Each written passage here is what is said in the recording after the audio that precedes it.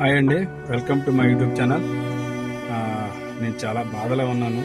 ఎందుకంటే 12,500 మంది సబ్స్క్రైబర్లు, 1,31,00,000 వ్యూస్, 400 వీడియోస్ దగ్గరగా ఈ అన్ని వీడియోస్ అన్నీ కలిపిన సబ్స్క్రైబర్లు అన్నీ కలిపిన వ్యూస్ అన్నీ కలిపి